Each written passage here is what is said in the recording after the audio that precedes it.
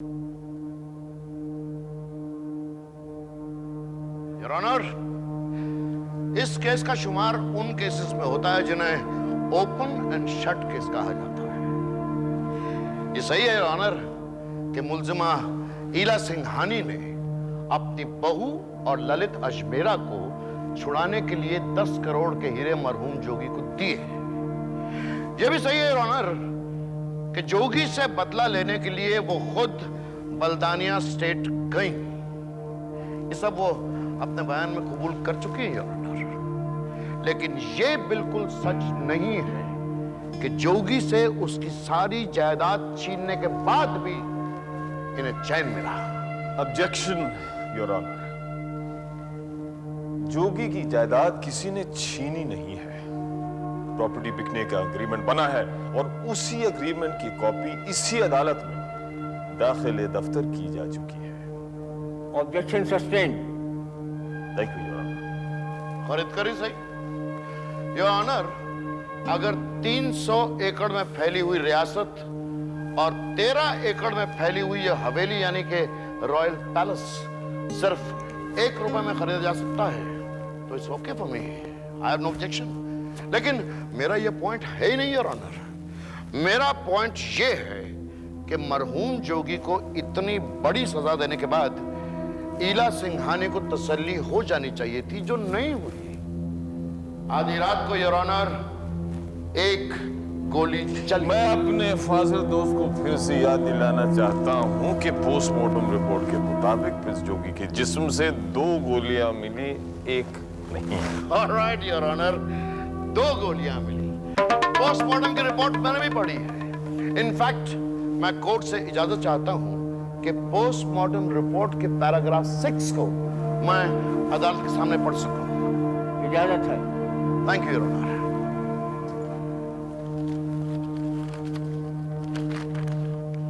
Your honour, इस report के मुताबिक पहली गोली मकतूल के सीने में ऐसी लगी कि सीधी दिल में जाकर बैठ गई और 1.5 से 2 मिनट के अंदर अंदर बेचारे की मौत हो गई।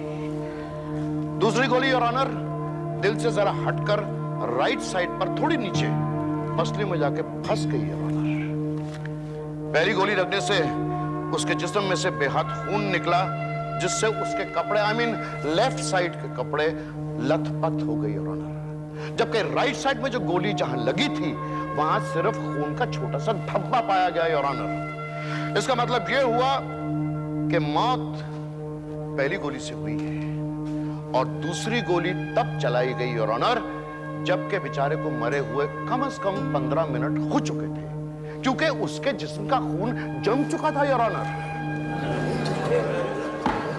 Order order. Do I have your permission to carry on? Please my friend, please, you doing a marvellous job. अब आप पैराग्राफ नंबर 13 पढ़कर सुनाएंगे। या व्हाई नॉट योर ऑनर। इस रिपोर्ट के पैराग्राफ 13 के मुताबिक पहली गोली कोल्ट 45 से चलाई गई, वही कोल्ट 45 जो बावड़ी में से बरामद हुई है। Order order. योर ऑनर, मेरी अदालत से रिक्वेस्ट है कि इस पॉइंट पर खास तौर पर ध्यान दिया जाए। वो कोल्ट 45 जो बावड़ी में से बरामद हुई है योर ऑनर, वो ईला सिंघानी की है, क्योंकि उस पर इनके नाम के इनिशियल खुदे हुए हैं और उसे उन्होंने भरी अदालत में कबूल भी किया है। Not only that your honour, वो एज एन एग्जिबिट यहां पेश भी की जा चुकी है। माय डियर फ्रेंड, पैराग्राफ 13 का कुछ हिस्सा बाकी भी है, क्या वो भी आप अदालत को पढ़कर सुनाना पसंद करेंगे? Why not? अदालत का वक्त जाया करना मुझे भी आता है। Just to satisfy my learned friend मैं पढ़ देता हूं योर ऑनर। इसमें लिखा है कि सेकंड गोली कोल्ट 45 से नहीं बल्कि लूगर, जर्मन लूगर से चलाई गई थी। Sorry to disappoint you my learned friend, German Luger से चली हुई गोली ने सिर्फ एक मुर्दे को मारा था, your honour. Order order. Your honour, मकतूल के जिस्म से दूसरी गोली मिली, यानी कि दूसरी गोली चली, और उस गोली को चलाने वाले हथियार का नाम है लूगर, जर्मन लूगर। लेकिन योर ऑनर, गन्स खुद अपने आप चला नहीं करती, इसलिए उस गन को चलाने वाला कोई हाथ था, और उस हाथ के पीछे कोई दिमाग था, कोई दिल था, जो जोगी की मौत चाहता था। बिल्कुल उसी तरह जैसे कोल्ट 45 चलाने वाला हाथ। अब ये दूसरा दुश्मन कौन था? अगर मैं अपने अजीज, अपने फाजिल और अपने बुजुर्ग दोस्त की दलील मान भी लूं कि मेरी मुवक्किला यानी कि इला सिंघानी की दुश्मनी इस कदर बढ़ चुकी थी कि वो जोगी की मौत तक पहुंची और जोगी की मौत हुई भी, तो मेरे ख्याल से एक ही सवाल उठता है कि वो दूसरा कौन था कि जिसकी दुश्मनी इस हद तक बढ़ चुकी थी कि वो जोगी की लाश पर भी गोली चलाकर अपने दिल को तसल्ली देना चाहता था। योर ऑनर, दूसरे दुश्मन को ढूंढने के लिए क्या पहले दुश्मन को बुलाया जाता है, योर ऑनर? नहीं।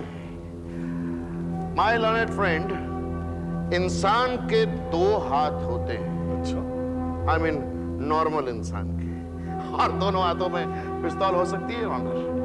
एक हाथ की पिस्तौल को चलाकर सामने वाले आदमी को मारा जा सकता है, और दूसरे हाथ की पिस्तौल चलाकर पुलिस को गुमराह भी किया जा सकता है।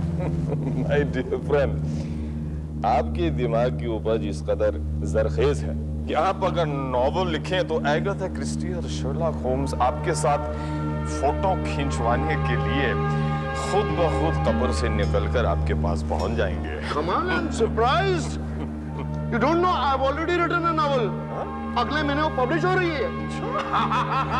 I promise to give you an autographed copy of it. Thank you very much. Order order. मैं दोनों वकील हजरात से कहना चाहता हूँ कि ये कोई रिटेन मीटिंग नहीं है। अदालत का एहतराम करें और सिर्फ केस पर बात करें। I am very sorry. मैं सिर्फ इतना साबित करना चाह रहा था कि यहाँ इस अदालत में मेरे फाजिल दोस्त केस नहीं लड़ रहे हैं, अपने नॉवल का कोई नया चैप्टर सुना रहे हैं। योर ऑनर, सवाल है दूसरी गोली का, दूसरे दुश्मन का भी। अब या तो पुलिस की तहकीकात अधूरी थी और बहुत ही उतावलेपन में मेरी मुवक्किला पर इल्जाम रख दिया गया है, या फिर प्रोसिक्यूटर साहब को बहुत जल्दी है कि सजा चाहे किसी को भी मिल जाए, ये केस खत्म हो जाए। लेकिन योर ऑनर, ये सवाल जो मेरे जहन में एक बादल बनकर गरज रहा है, इसकी गूंज आप सबको सुनाई क्यों नहीं दे रही है कि ये दूसरा दुश्मन कौन है? और ये दुश्मन में लॉर्ड इला सिंघानी का भी हो सकता है, क्योंकि इन्हीं दिनों में इनकी जिंदगी पर 2 हमले किए जा चुके हैं। लॉर्ड, वही सवाल, दूसरा दुश्मन कौन? योर ऑनर, जैसे हिल स्टेशंस पर कोई भी आवाज पहाड़ों से टकराकर वापस लौट आती है, जिसे अंग्रेजी में एको कहते हैं माय फ्रेंड, वैसे ही मेरे फाजिल दोस्त का सवाल पलटकर इन्हीं के पास आ गया है, और सवाल है कि दूसरा दुश्मन कौन है? मैं।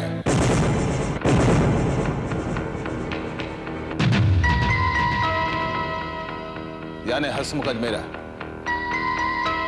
दूसरा दुश्मन भी मैं हूं और पहला दुश्मन भी मैं, क्योंकि दूसरी गोली भी मैंने चलाई थी और पहली गोली भी मैंने।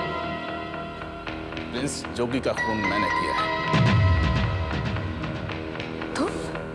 हाँ, मैं। मिस्टर हसमुख अजमेरा, आपको जो कुछ भी कहना है विटनेस बॉक्स में आके कहिए। जी।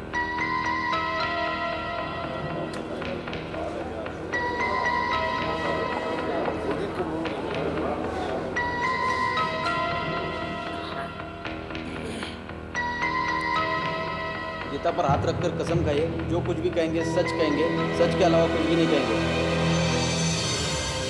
मैं जो कुछ भी कहूंगा सच कहूंगा, सच के सिवा कुछ नहीं कहूंगा। जज साहब, जोगी का खून मैंने किया है, लेकिन मुकदमा चल रहा है इला सिंघानी पर।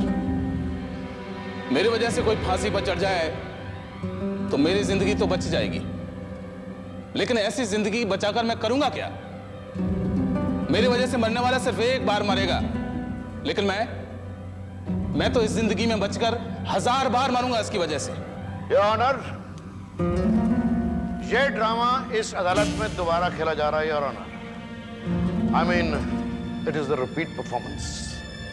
पहली बार इसे इनेक्ट किया सोनाली ने, और अब इसे मिस्टर हसमुख अजमेरा परफॉर्म कर रहे हैं। Order order.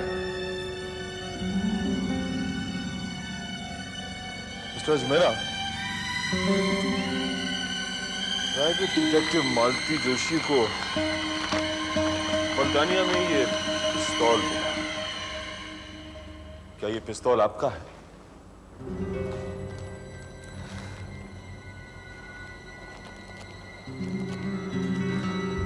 जज साहब, ये पिस्तौल मेरे दादाजी का है।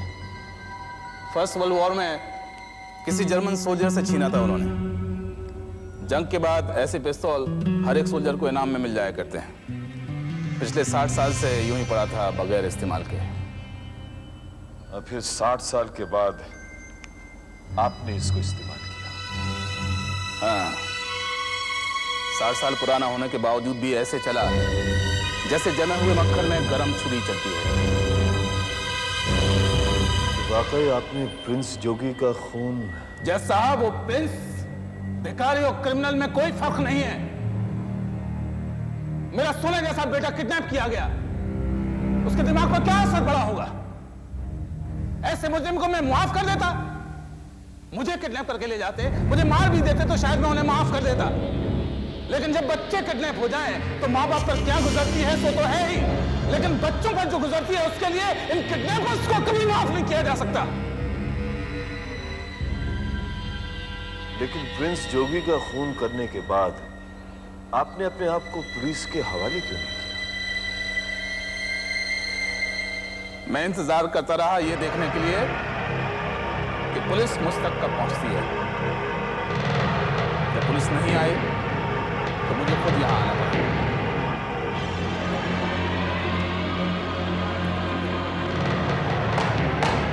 Order order. हसमुख अजमेरा को हिरासत में ले लिया जाए और पुलिस को हिदायत की जाती है कि वो इन पर 15 दिन में चार्जशीट तैयार करें।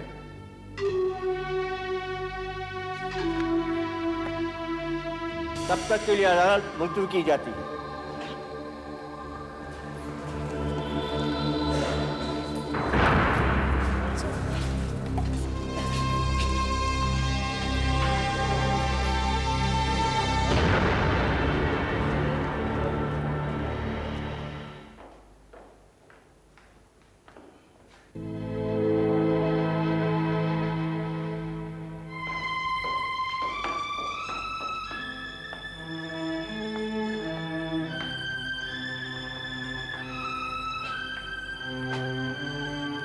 पूछ सकती हूँ ये पागलपन क्या है?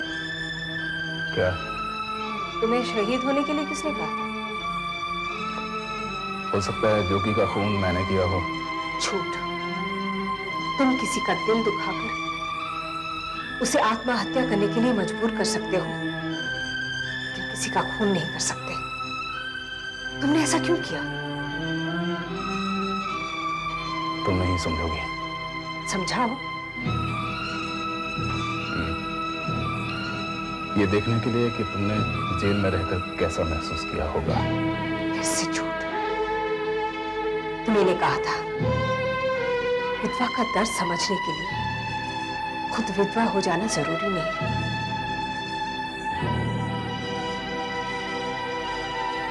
क्या तुम कभी भी कुछ नहीं भूलती? और एक बात याद दिलाओ। क्या? ये भी तुम्हें नहीं कहा था आदमी को इस झूठ की दुनिया में एक सच का स्थान बना लेना चाहिए। तुमने कसम खाई थी कि मैं इला तुम्हारे सच के स्थान हूं। क्या मैं आज सच के काबिल भी नहीं रही जो मुझसे झूठ बोले जा रहे हो? चंद्रलेखा भी यही कह रही थी। तो क्या उसे सच बता दिया? नहीं, लेकिन झूठे शब्द भी नहीं कहे। तो मुझसे क्यों कह रहे हो? देखो इला, जोगी का खून ना तुमने किया है ना मैंने, लेकिन तुम्हारा कोई दुश्मन है जिसे खुशी हुई होगी तुम्हें फंसा कर। शायद। और अब जब अदालत ने तुम्हें छोड़ दिया है तो यकीनन उसे दुख भी हुआ होगा।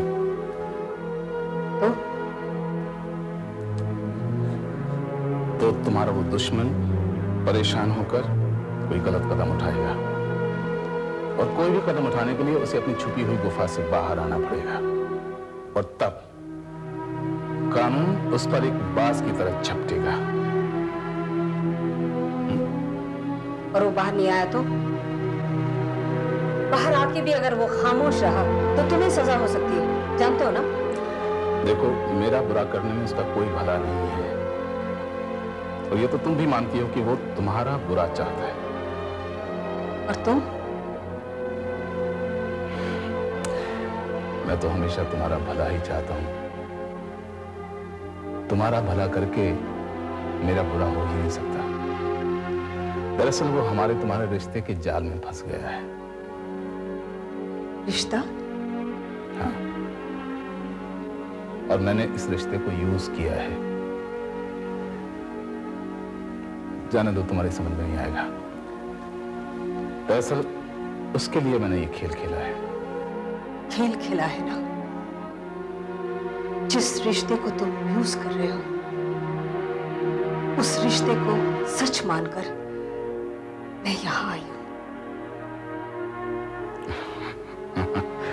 इला, टूटा हुआ रिश्ता भी तो आखिर रिश्ता ही होता है ना। रिश्ते के दर्द में औरत को कितना सुकून मिलता है, ये मत कभी नहीं समझेगा।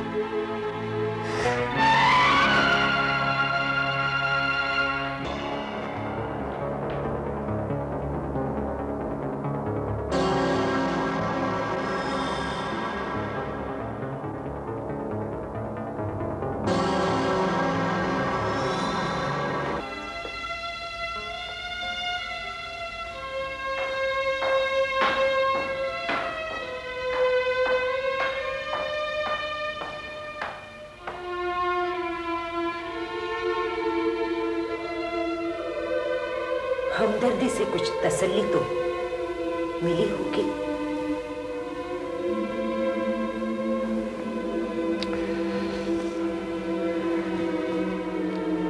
चंद्रलेखा, जिस बात को लेकर तुमने पूरी जिंदगी कभी झगड़ा नहीं किया, उस बात को लेकर उम्र के इस हिस्से में ताना दोगे? उम्र के इस हिस्से में जो कुछ हो रहा है वो पहले कभी हुआ नहीं था हसमुख जी। आपको लेकर मैं सारी उम्र गर्व से अपना सर ऊंचा रख के चली हूं, लेकिन आज जो कुछ आपने किया, मेरा सर शर्म से झुक गया है हसमुख जी, झुक गया। चंद्रलेखा, मैंने जो किया उसकी वजह से तुम शर्मसार हो।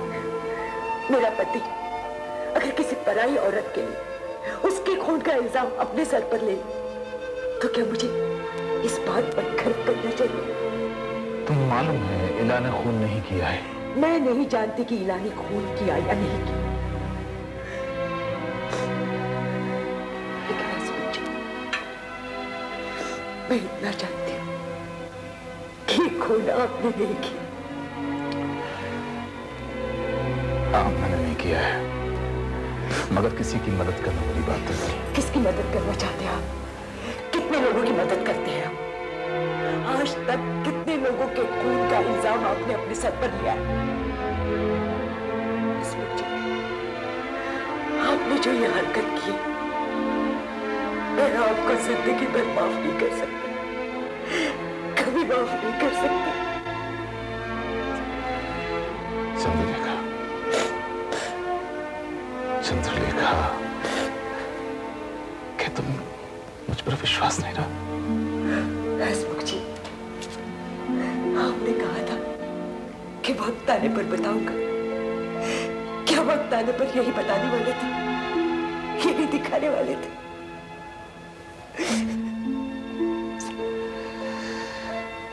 चंद्रलेखा, मैं तुम्हें कैसे समझाऊं? अपने आप को इतना मजबूर मैंने कभी नहीं पाया। आपने क्या मैंने? इतनी मजबूर तो मैं कभी नहीं थी जितना आपने आज मुझे बेबस कर दिया। हसमुख जी, आपने मेरी जिंदगी भर की खिदमत और मेरे बच्चों को झूठ बना दिया, झूठ साबित कर दिया। प्लीज चंद्रलेखा, मुझे अपनी खुद की नजर में इतना छोटा मत बनाओ, प्लीज।